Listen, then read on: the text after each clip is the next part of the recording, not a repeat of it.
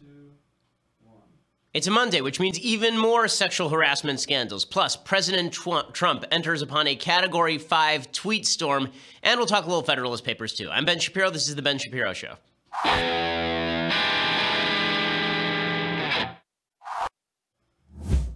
It's Thanksgiving week. Yay! We made it. We're almost there, guys. We're almost to the end of the year. Thanksgiving is coming up, of course, on Thursday, and I know we're doing a video here about things that I'm thankful for. Yes, I, your humble host, am actually thankful for some things, unbelievably enough. We'll tell you about that a little bit later this week. But first, I want to say thank you to our sponsors over at Texture. So, particularly in this day and age, magazines are actually vital reading. If you were looking at The New Yorker this last couple of weeks, it was The New Yorker that exposed the Harvey Weinstein scandals. Ronan Farrow's terrific work over there that did that. Vanity Fair has been doing some very good reporting. There's some very good reporting in the recent past from The Atlantic. All these magazines are very expensive if you get them on your own. But if you get the Texture app, then you can read all the articles from all of these magazines for $9.99 a month. They deliver unlimited access to over 200 premium magazines. And right now, you can try Texture for free. And the Texture app is available on your phone. It's available on your iPad. Again, you can try it right now for free. Start your Texture free trial. Go to texture.com/Ben. And then if you choose to continue, my podcast listeners will get Texture for just $9.99 a month. That's 30% off their listed price. So 30% off the list price. That only applies if you are a Shapiro Show listener and use texture.com/Ben. There are also great gift options available for the holiday season, so it makes a terrific Christmas gift as well. Texture.com/Ben to start your free trial today. Again, magazines are doing a lot of the best investigative journalism in the business. I have to subscribe to a bunch of them separately, or at least I did until I started using the Texture app so that I can actually do my own job. When you're an addict for information, Texture.com is the place to go. So Texture.com/Ben, download the app, and make sure that you can read all the material you want to read. Texture.com/Ben, you get it free trial, and then if you continue, you get 30% off their listed price, $9.99 a month for 200 magazines, which is pretty amazing, plus their back issues, so really great stuff. Okay, so we'll begin today with some breaking news, this from the New York Times. So the New York Times has now suspended famed reporter Glenn Thrush over allegations of sexual harassment. So what makes this sort of interesting is that Thrush is one of these guys who's been virtue signaling about sexual harassment for quite a while. And he posted a Facebook note just a couple of weeks ago blasting political journalist Mark Halperin over allegations of sexual misconduct against young female journalists. He stated, quote, "Young people who come into a newsroom deserve to be taught our trade, given our support and enlisted in our calling, not betrayed by little men who believe they are bigger than the mission." Only one problem. It turns out that the married Thrush apparently has a bad habit of getting sloshed with younger female journalists and then coming on to them. In one instance, a 20-something young reporter was so upset by such an alleged incident that she told her friend, who texted with Thrush. Vox reports, quote, "3 young women I interviewed, including the young woman who met Thrush in June, described to me a range of similar experiences, from unwanted groping and kissing to wet kisses out of nowhere to hazy sexual encounters that played out under the influence of alcohol. Each woman described feeling differently about these experiences, scared, violated, ashamed, weirded out. I was and am angry. Details of their story suggest a pattern. All of the women were in their 20s at the time. They were relatively early in their careers compared to Thrush, who's the kind of seasoned journalist who would be good to know. At an event with alcohol, he made advances. Afterward, they, as I did," the columnist here is actually one of the people Thrush came on to, "thought it best to stand good terms with Thrush, whatever their feelings." So there's a lot of this going around in Hollywood, in journalism, in politics, where something bad happens and women don't say anything because they're afraid it's going to ruin their career. They're afraid there's going to be blowback from inside the establishment. And that's not an irrelevant fear. It's happened to a lot of women in Hollywood. It's happened to a lot of women in journalism. The woman in the story, the writer of the story, woman named Laura McGann, just 5 years ago, Thrush, quote, "slid into my side of the booth, blocking me in.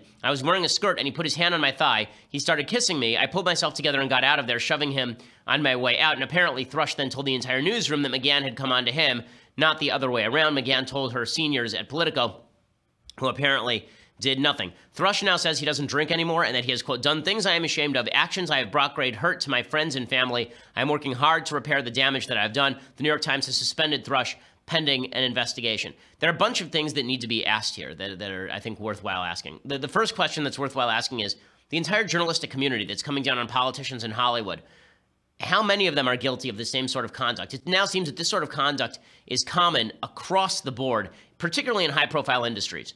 I'm not sure that it's happening as much in sort of typical business areas, because you can switch businesses relatively quickly. But if you're in a specialized industry like a journalism or Hollywood, where fame matters, then I feel like the rates of this are much higher, which creates this sense of hypocrisy. All these people who claim to be feminists who are going out there and sexually harassing or abusing the people who are trying to make their way in the world. Halperin is the first one, obviously, from Politico, and now you see Glenn Thrush, who was working over at Politico, now at the New York Times. Pretty astonishing stuff. The other thing that happens is you see some of these accounts, and it's hard to put your finger on where exactly can you say the sin has now taken place. The reason being that it seems like a bit of a moving target. So in Thrush's situation, there are a bunch of stories in this Vox piece in which Thrush would get drunk with a female colleague, and then he would go in for a kiss, or he'd kiss her, and then she would get uptight and walk away. Is that full-on sexual assault? Is that like Al Franken grabbing a woman's breasts while she's sleeping? Is that the equivalent of Roy Moore going after a 14-year-old? Like, there seem to be gradations here that everybody is ignoring in the rush to throw everyone out. Now, I'm okay with throwing everyone out so long as we have a consistent standard for how we apply this. One of the ways that you could tell that Glenn Thrush was a creep, and that you could tell if these stories are correct, one of the ways that in the old sort of traditionalist morality, that we could easily say Glenn Thrush is a creep is Glenn Thrush is married, and Glenn Thrush is trying to make out with women, not his wife. Right? That would be the hard line. In 1945, if a married guy tried to make out with a woman who's not his wife, we would all go, that guy's gross. But now, thanks to the sexual revolution, we're supposed to assume that that's totally fine unless she doesn't consent. But consent is a murky area in the sense that sometimes, I mean, there's one case where the woman says she went back to her hotel with Glenn Thrush. They were both drunk. She was partially unclothed. She decided she didn't want to go any further, and he left. And then she says, I don't feel like I was sexually exploited or abused, but there she is in the story anyway. So is that a situation of sexual abuse or exploitation? Is it the power dynamic that makes it bad? Because we were told back in 1998 that there was nothing to the power dynamic stuff when Bill Clinton was stooping his secretary. So what exactly is the thing that makes it bad? So it used to be there were some pretty bright lines as to what made things bad. The brightest line, of course, was don't have sex until you're married, right? That was the brightest line.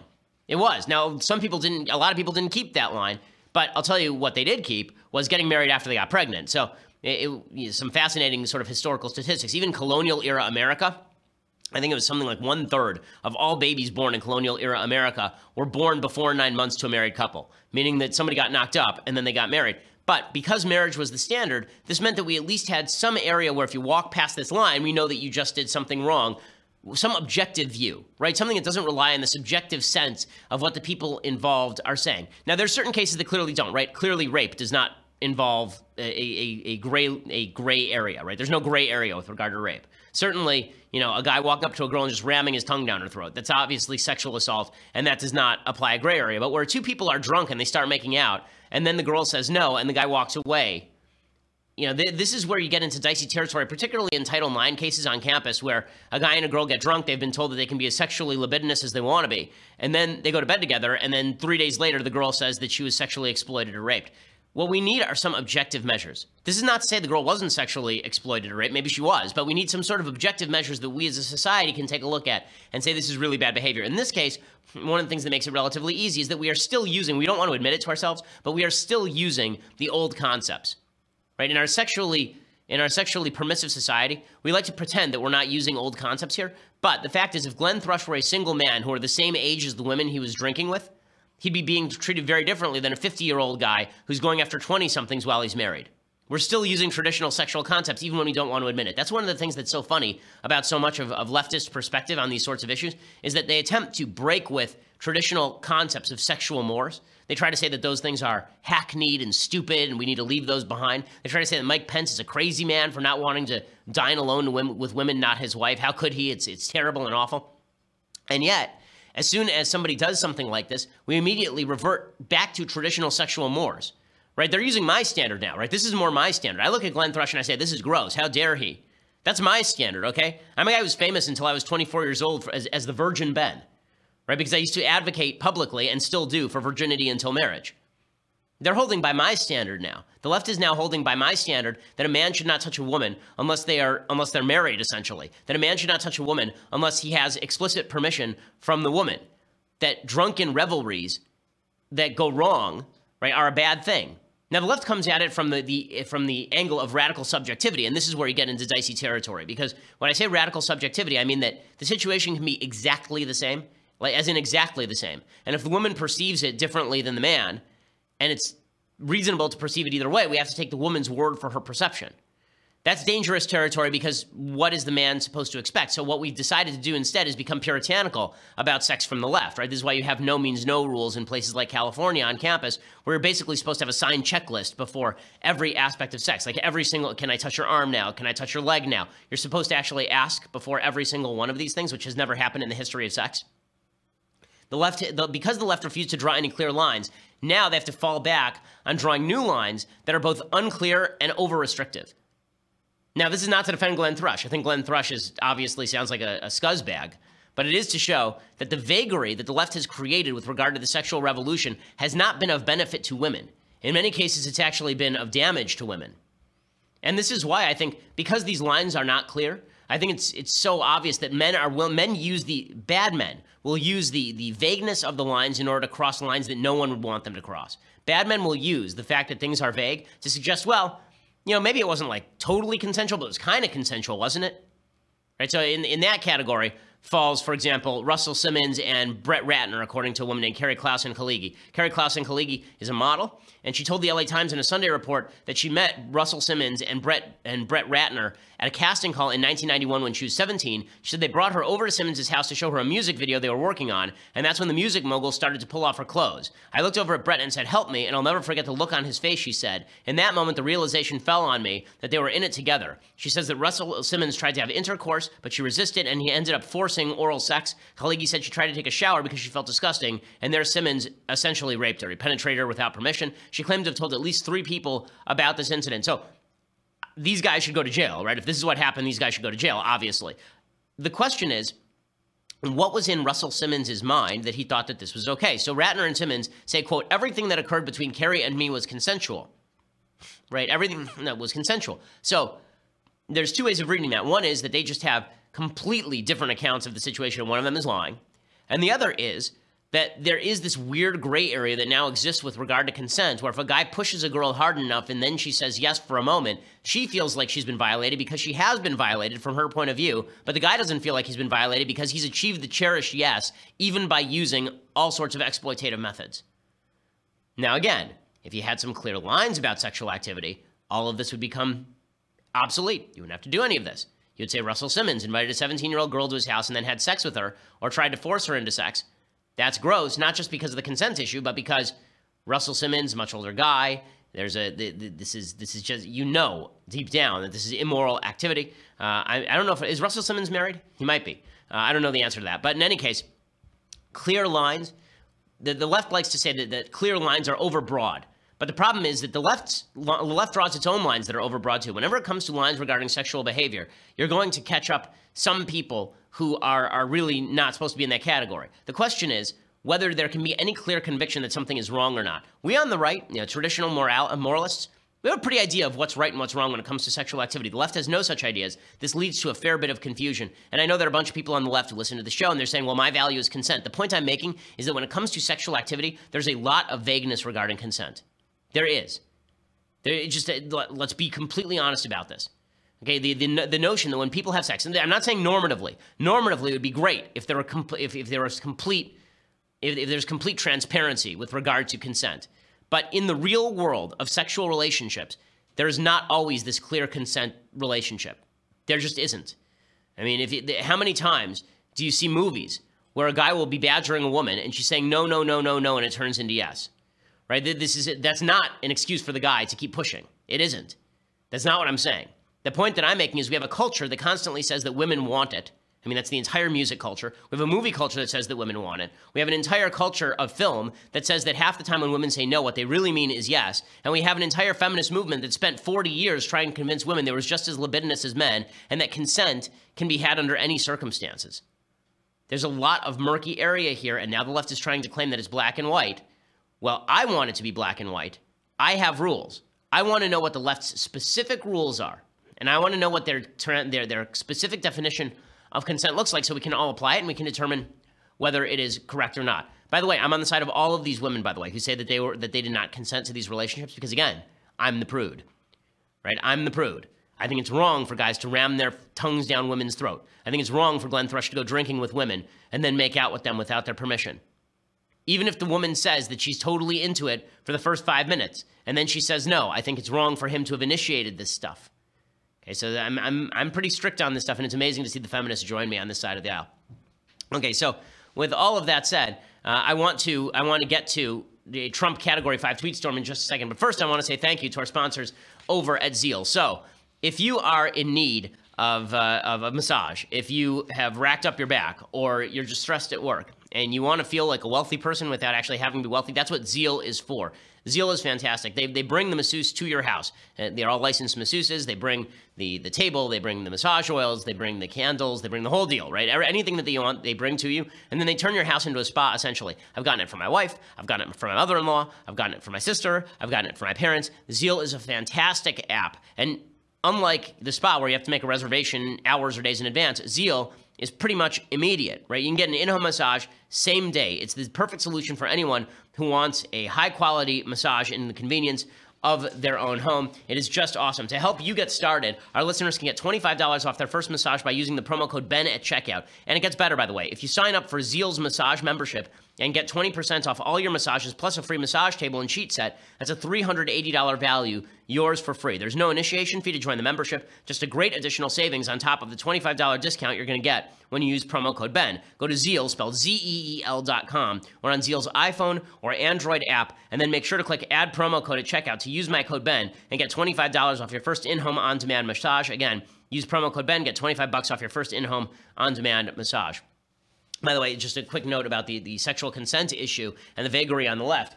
You're still seeing this vagary on the left because one of the fascinating things is you see some people on the left saying that Bill Clinton should have resigned in 1998 now. But the excuse they use for why he should have resigned varies. So some of them say it's because of Juanita Broderick, because of the rape allegation. It's true.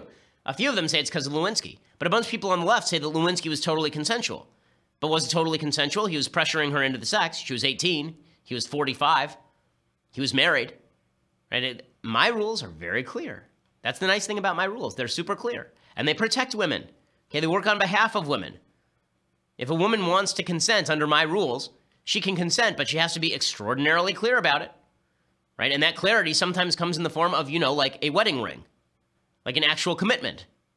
So I think these are useful things to keep in mind. When you formulate a rule, you should try to create a rule that it's obvious when the rule is broken and when it's not. I think the left has failed here. Okay, so now I want to introduce something new. So we've had good Trump, bad Trump for well over a year on this program, a year and a half on this program. But now we have to introduce something new. And that is, sometimes Trump says things and they are just so magnificent. They are just so rhetorically brilliant that we need a new category. It's not really good or bad. It's eloquent Trump. And so we now introduce to you eloquent Trump. Ah, yes, eloquent Trump. So, on this date, yesterday on this date in 1863, Abraham Lincoln gave a very famous speech. He gave a speech that we all know as the Gettysburg Address. Right, this took place on this date, this specific date, November 19th, 1863, so yesterday. And in it, he declared that we as a union were going to have to stand together, and that the better angels of our nature were going to bring the country together, and that we have to not sacrifice. These people should not have sacrificed their lives in vain. That has been matched only by Donald Trump. So Donald Trump says he can be the most presidential president outside of Abraham Lincoln. And I think he proved that yesterday when he tweeted this about LeVar Ball. So remember, LeVar Ball's son, LeAngelo, I don't know what the obsession is in the family with law. It's LeVar, LeAngelo, and what's the name of the kid? Lorenzo? So in any case, the letter L is big there. LeVar, his son, LeAngelo, was arrested in China for shoplifting. And as I recall, Trump got him out of prison and then demanded a thank you, to which the son acquiesced. And I said at the time, this is kind of babyish that the president wants a thank you for getting an American citizen out of prison in China. But in any case, the son said thank you. Well, then they asked LeVar about it. And LeVar said, I'm not going to thank President Trump. I'm not going to thank him because LeVar is also a member of higher intelligence. He obviously is a high IQ guy. And so what he said is, Trump didn't visit my son in prison. Well, he got him out, so you probably should say thank you. But then eloquent Trump showed up. So eloquent Trump tweeted yesterday, now that the 3 basketball players are out of China and saved from years in jail, LeVar Ball, the father of LeAngelo, is unaccepting of what I did for his son, and that shoplifting is no big deal. I should have left them in jail! Exclamation point. Ah, eloquent Trump. Do love this stuff. No, you shouldn't have left them in jail just because daddy wasn't grateful to you. That's not the way the presidency works. I'm going to talk about why this is important in just a second, but this is pretty epic Trump yesterday, and you just wonder, was he super bored yesterday? He didn't like the football? Like, what was going on with him yesterday? He was back from his trip, and he had a lot to get off his chest. That was not the only eloquent Trump yesterday. He also tweeted further about LeVar Ball. He tweeted, shoplifting is a very big deal in China, as it should be, 5 to 10 years in jail, but not to Father LeVar. Should have gotten his son out during my next trip to China instead. China told them why they were released. Very ungrateful! Exclamation point. So he should have left them in jail for a few more months because daddy was mean to Trump. Okay, so one thing here. So a lot of people who are Trump supporters find this stuff absolutely hilarious. It is hilarious, but it's hilarious and also tragic because, again, yesterday was the anniversary of the Gettysburg Address. Eloquent Trump. Yeah. Now, the left obviously goes crazy whenever Trump does any of this sort of stuff. So Brian Stelter on CNN says something ridiculous. He says this is race baiting. Think about this. He's just recently let the NFL kneeling controversy start to subside, start to fade away. And now here he is calling out these players and the families again. I think it's immature at best, Fred, but it's really race baiting at worst. That's going to be debated. That's going to be argued about. But I want to put that out on the table. It sure looks like race baiting to a lot of people. And by the way, the reason why I think these tweets are important is because they are a serious look. Okay, so it's race baiting. Okay, first of all, I'll show you it's not race baiting. So more eloquent Trump. Trump was very eloquent yesterday. I mean, he put on his cravat, he grabbed his pipe, he fired up the handle, and he ended up tweeting out this one too. This one about Jeff Flake. So Jeff Flake, of course, is the senator from Arizona. He's not running for re-election. He said that he thinks that Trump is basically the end of the Republican Party. And here's what he tweeted. More eloquent Trump. Senator Jeff Flake he wrote flaky, but the Y is in parentheses, who is unelectable in the great state of Arizona, quit race, anemic polls, was caught purposely on Mike is spelled M-I-K-E, saying bad things about your favorite president. He'll be a no on tax cuts because his political career anyway is quote-unquote toast. There's so much that is glorious about this tweet. First of all, the revolutionary use of the scare quotes is, I don't know why toast is in scare quotes. I don't know why Mike is in scare quotes. I don't know why Mike is spelled M-I-K-E as opposed to M-I-C. I don't know why Jeff Flake was on top of some dude named Mike. That's weird. And I don't know why Jeff Flake was on top of that dude named Mike saying bad things about my favorite president, Abraham Lincoln. I don't know why Jeff Flake was ripping on Abraham Lincoln. I do love that Trump calls himself your favorite president. He has the lowest poll numbers of any president in American history at this point in his presidency. Astonishingly grand. Favorite current president. That's true. Thank you, Austin. It's true. He is better. He is my favorite current president. I don't know of any other current presidents. So there was Trump on Jeff Flake. So lots of eloquence happening yesterday. The reason that I'm bringing all of this up is because a lot of people on the right, they go, this is why Trump wins. He wins because of these tweets. Winning, epic winning, MAGA, underwater, upside down, 365-degree, 190,000 IQ, underwater, upside down, hungry hippos chests. That is what they say. Because you're talking about it today, aren't you? Right, I'm talking about it today. That's true. You're right. I will talk about what the President of the United States says. The reason why this is a problem, folks, is for two reasons. One, and this is all coming from a conservative point of view. One, it's not great for the country when the President of the United States is threatening to leave American citizens overseas in Chinese custody because daddy was mean to him. That's not a great thing. If Obama did that, we'd all go nuts, and rightly so. Number two, Donald Trump is trying to make the last-ditch push for a tax cut right now, for serious tax cut legislation before Thanksgiving or before Christmas. One of the votes he's going to need is the vote of Senator Jeff Flake. And now he is saying that Jeff Flake is going to vote against the tax cuts, giving him full ability to vote against the tax cuts. Like, this, if you want good legislation to pass, you know what would help? If the President of the United States weren't Doug from Up, weren't the dog from Up, chasing every single squirrel. His closing argument on health care reform, if you recall, was that Jeff Sessions was a poopy head. His closing argument on the second round of health care reform is that the NFL players should stop kneeling.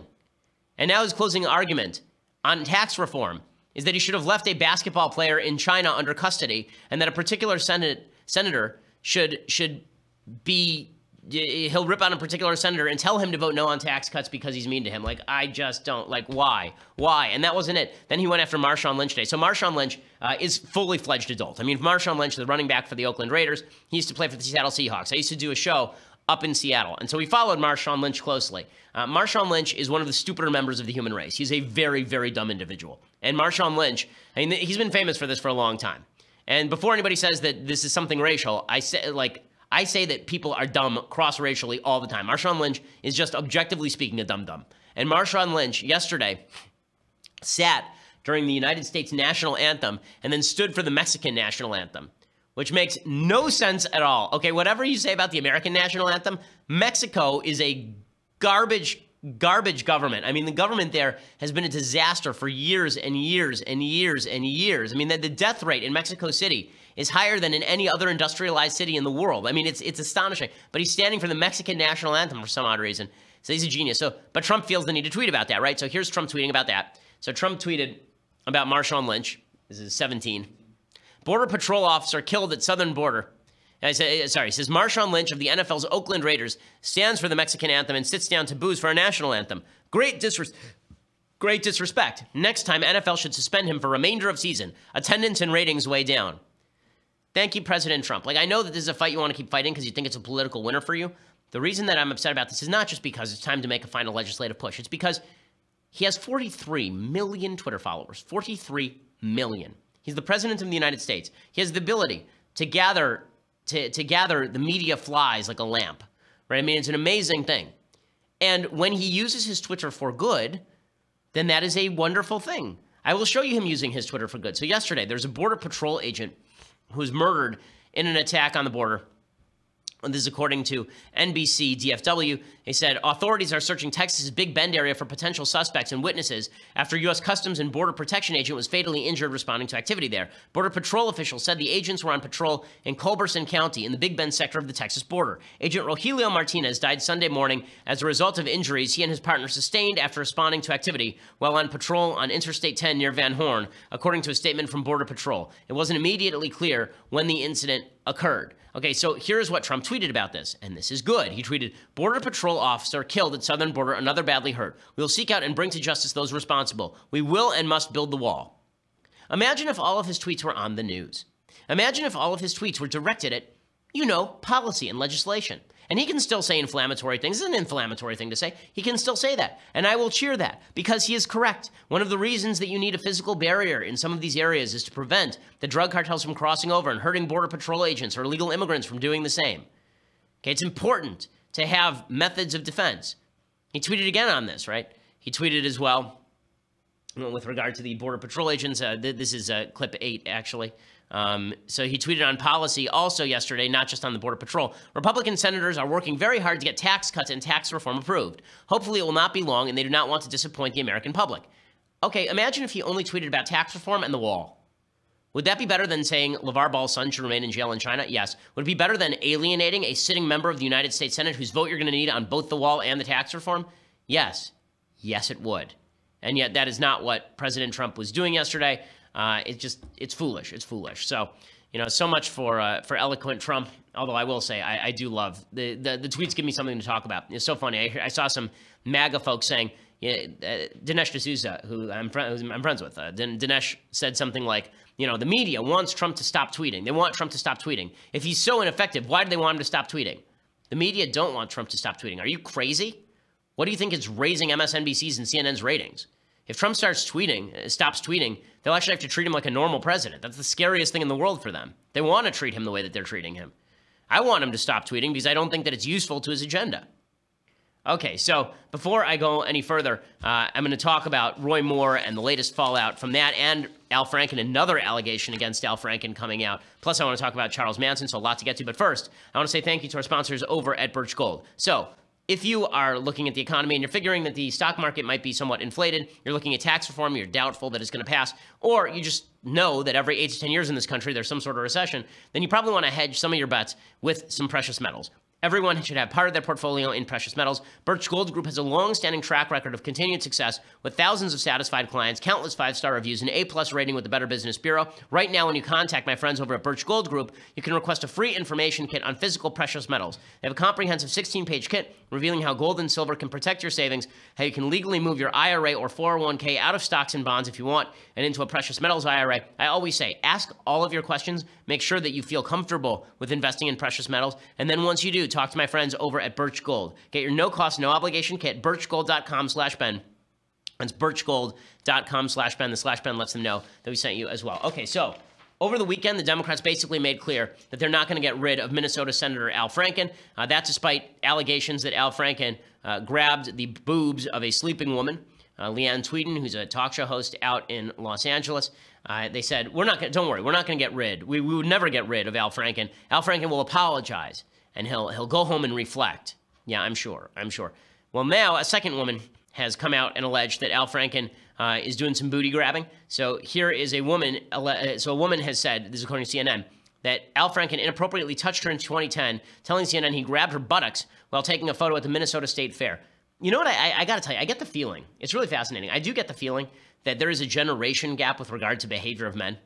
I sort of get this feeling that there are a lot of men over the age of 60 who have grabbed a woman's ass without permission, and that there are fewer men under the age of 40 who have grabbed a woman's ass without permission. Maybe I'm getting this completely wrong. But if I'm not, that would explain a few things as far as our politicians and as far as some of our producers. And the idea that Al Franken just goes to the Minnesota State Fair and grabs this lady's butt. Apparently, her name is Lindsay Menz. She's 33. She now lives in Frisco, Texas. So back when this happened, she was 26. She says she wanted to share an uncomfortable interaction that left her feeling gross. According to Menz, she attended the Minnesota State Fair with her husband and father in the summer of 2010, almost 2 years after Franken was elected to the Senate. Her father's small business was sponsoring a local radio booth. She spent the day meeting various elected officials, political candidates, and celebrities, and taking photos with them as they stopped by the booth. When Franken walked in, Menz and her husband, who also spoke with CNN, said they recognized him right away. Menz said she had a brief and cordial exchange with the senator. Then, as her husband held up her phone and got ready to snap a photo of the two of them, Franken pulled me in really close, like awkward close, and as my husband took the picture, he put his hand full-fledged on my rear, Menz said. It was tightly wrapped around my butt cheek. It wasn't around my waist. It wasn't around my hip or side. It was definitely on my butt. She said it lasted 3 or 4 seconds. She was like, oh my God, what is happening? Her husband said he kind of reached around her and pulled her into him. He pulled her in and pushed his head against her head. It was over pretty quick, and you can see the picture. In the picture, her head is right next to her head. Apparently, she turned to her husband and said, he totally grabbed my butt. And then she posted on Facebook that same day that the senator groped her. You can't see the lower half of their body in these photos. She said, her sister said, sorry, but you two aren't Bibles width apart. And Menz then responded, dude, Al Franken totally molested me. Creeper. So that exchange is available on Facebook. I only laugh because the lady's funny, apparently. She says that she's not painting her story in the same light as Leslie Tweeden's. She says that she wants to say something. If someone sees that I said something, maybe it would give them the courage to say something too. Franken has not made any other statement. He said he respects women and doesn't respect men who don't. Okay, I take pictures with literally thousands of people. I mean, there are thousands of students, including many young college women, with whom I take pictures. I can say with full confidence, never at any point have I ever grasped the ass of a woman with whom I am taking a picture. Never, ever, ever, ever. The only butt I have ever touched is that of my wife. Okay, this idea that you're going to go and, like, it's so wild. Like, who does this occur to, that you're going to go take a picture with somebody and you're just going to grab her butt? Like, who? It's astonishing. It's truly astonishing. So I guess this is really common. Apparently, it's common at work even among men. I think something like 40% of women say they've been sexually harassed at work. It's some really high number. And among men, they say 25% say they've been sexually harassed at work. So people are garbage. I think that the bottom line here is that what's funny, going back to these sort of traditional sexual mores for just a second, what traditional conservatives, the reason that we draw very strict lines is because we think that man is inherently capable of sin, that man is not good and not bad, but that he's very capable of sin, and particularly in sexual matters, he's capable of sin, and that's why we draw all of these lines around men. It's one of the reasons why we have all of these rules. The left said all those rules were stupid, got rid of all the rules, and then they're surprised when the fallout is bad for women.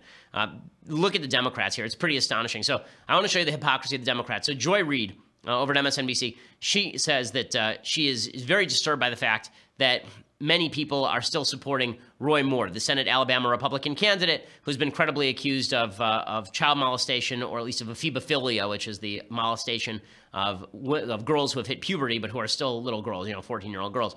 Joy Reid says that she finds the fact that people still support Moore disturbing. We're talking about something of such a different degree. You know, you talked about all of the past scandals. You talked about the Monica Lewinsky situation, which was, you know, a clearly improper relationship. But we're talking about children.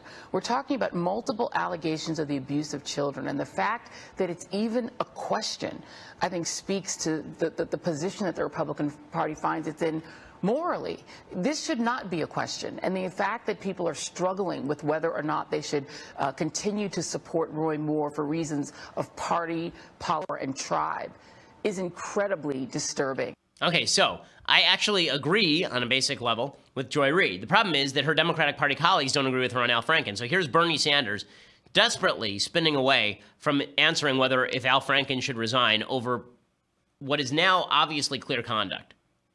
Do you think that Al Franken should resign? I think that's a decision for Al Franken and the people of the state of Minnesota. My understanding is that Al is a very popular senator. People in Minnesota think that he is doing a good job, and his political future will rest with the people of Minnesota. Okay, so thank you, Bernie Sanders, for demonstrating that this stuff is political all the way around. And if people are drawing lines for political reasons to include Donald Trump and Roy Moore, but not to include Al Franken, that just demonstrates the lines never had any sort of reality in the first place. I have condemned, you know, when there are allegations against Trump, I condemn Trump. When credible allegations against Trump, I condemn Trump's behavior. When there was tape of Trump talking about this stuff, I condemn Trump. When it was Clinton, I condemn Clinton. When it's Roy Moore, I condemn Roy Moore. When it's Al Franken, I condemn Al Franken. One thing I don't think you can accuse me of is inconsistency on these particular matters, because my standard has never changed. But when the standard changes, you do have to ask yourself why, and the obvious answer is that Al Franken has a D by his name. Okay, so I have things I like, things I hate in Federalist Papers coming up, but you're going to have to subscribe for that. So for $9.99 a month, you can get a subscription to dailywire.com. In doing so, you get the rest of my show live. You also get the rest of Michael Knowles' show live, the rest of Andrew Klavan's show live on video. And later, when you go to watch the show, we cut out the ads so you don't have to watch the ads even, which is pretty awesome. Right now, if you get the annual subscription, then you get this. The very finest in all beverage vessels, the leftist tears, hot or cold tumbler. The Shapiro store is coming as well, by the way. When you get a subscription, you're going to be able to get discounts on items in the Shapiro store today. I've decided that I'm going to try to propose, I would like to create a mug called the Smug Mug with my mug on it. I think that will be a bestseller, but you'll have to get a subscription in order to get discounts on all that sort of stuff. So for $9.99 a month or annual subscription, $99 a year, plus the annual comes along with the great tumbler. So that's pretty awesome. If you just want to listen later, please subscribe to our channel at YouTube. We have lots of great video that comes out that's not available if you just subscribe on iTunes or SoundCloud. If you just want to listen later, iTunes or SoundCloud is the place to do it. Make sure that you subscribe and leave us a review. We always appreciate it. We are the largest, fastest growing conservative podcast in the nation.